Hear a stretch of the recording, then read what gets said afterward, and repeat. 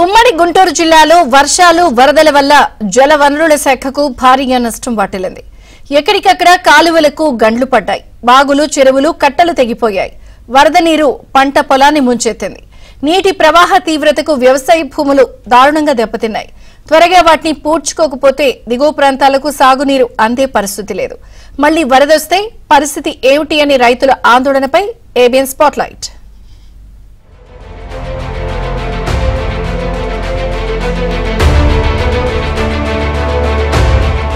ప్రకృతి ప్రకోపం, దాని పర్యవసనాలు ఎలా ఉంటాయనేందుకు నిదర్శనం ఈ దృశ్యాలు.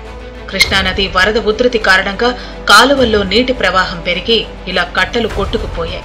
ఫలితంగా గుంటూరు, బాపట్ల, పల్నాడు జిల్లాల పరిధిలో జలవనరుల శాఖకు భారీగా నష్టం వాటిల్లింది. భారీ వర్షాలతో పాటు కృష్ణానదికి చరిత్రలో లేని విధంగా వరద ప్రాతిపదికన ప్రారంభించారు. కట్ట వాళ్ళు మామూలుగా వేసినా గానీ ఆగిద్ది. అది ముందు లాగులు లేచేటట్టు చూడాలి. అది ఇప్పుడు మొన్న వచ్చి వరద ఎప్పుడైనా చూసారు? ఇంతకుముందు మీరు ఇంకా రాలేదండి, ఇప్పుడే అండి. మేము అంత పెద్ద వరద ఇంత పెద్ద వరద మేము ఎప్పుడు చూడలేదండి. ఇప్పుడే మేము రావటం.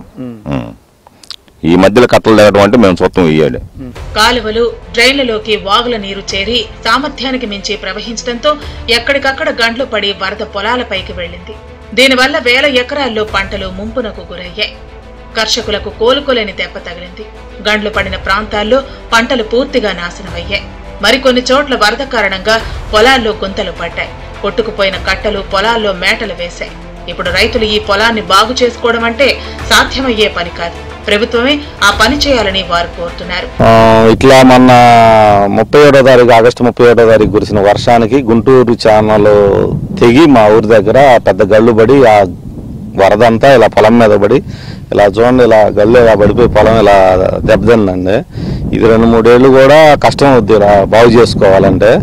మెయిన్ ఈ డ్రైన్లు బాగు చేయకపోవడం వల్ల ఇలా ఫ్లడ్ ఎక్కువైపోయిందండి. అంటే చరిత్రలో కనీ ఎరగని వరద వచ్చిందండి. 30 ఏళ్ళలో కూడా వర్షం వచ్చింది. కాలువ, పెద్ద కాలువ, అదే గుంటూరు ఛానల్ లాకులు ఉన్నాయండి మా ఊరి దగ్గర. ఆ లాకుల్ని స్టక్ అయిపోయినాయండి. అది ఎట్టాది కాలేదు, స్టక్ అయిపోయినాయి. ఆ స్టక్ అయిపోవడం వల్ల దాంట్లోకి ఆ గుంటూరు డ్రైనేజ్ కానీ లేకపోతే నదిలో నీటి పెట్టడం పెరగడం వల్ల వచ్చిన వరద వల్ల కానీ ఛానల్ తెగిపోయి మా ఊరి మీద ఇలా పడిందండి. ఇలా పడి పొలం ఇలా నాశనం. మామూలుగానే పొలం అంతా వరద వస్తుంది, ఆ పట్టం ఇంకా పాడైపోయిందండి. ఇంత ముందర గవర్నమెంట్ 2014-16లో చంద్రబాబు గవర్నమెంట్లో గ్రీజ్ అయి పెట్టారు సార్. ఏమైనా రిపేర్లు చేశారు ఇరిగేషన్ డిపార్ట్మెంట్. ఇప్పుడు వచ్చేసరికి ఈ 5 ఏళ్ళు జగన్మోహన్ రెడ్డి గవర్నమెంట్లో వాటిని పట్టించుకునే నాడు ఎవరు లేరు. అందువల్ల ఈ గవర్నమెంట్ మారింది.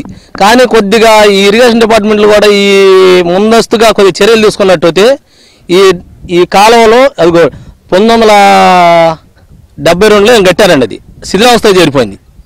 ఆడ గేట్లు కూడా స్టక్ అయిపోయినాయి. అవి కొద్దిగా వాళ్ళు కూడా అలైన్మెంట్ కొద్దిగా ఇదిగా ఉన్నట్టయితే ఈ గళ్ళు పడేవి కాదు. ప్రకాశం బ్యారేజీకి సంబంధించి ప్రధాన కాలువల్లో ఒకటైన గుంటూరు ఛానల్ కు వరద కారణంగా తీవ్ర నష్టం జరిగింది. ఉండవల్లి సమీపంలో మొదలయ్యే గుంటూరు ఛానల్ వట్టి చెరుకూరు మండలం గారపాడు వరకు 47 కిలోమీటర్ల దూరం ప్రయాణిస్తుంది. భారీ వర్షాలతో పాటు పట్టణాల్లోని మురుగు మొత్తం గుంటూరు ఛానల్లో ప్రవహించడంతో మొత్తం 45 చోట్ల గండ్లు పడ్డాయి. మంగళగిరి, తాడేపల్లి మండలాల పరిధిలో 12 చోట్ల, పెదకాకాని పరిధిలో 11 చోట్ల, వట్టి చెరుకూరు మండలంలో 22 ప్రాంతాల్లో గండ్లు పడ్డాయి.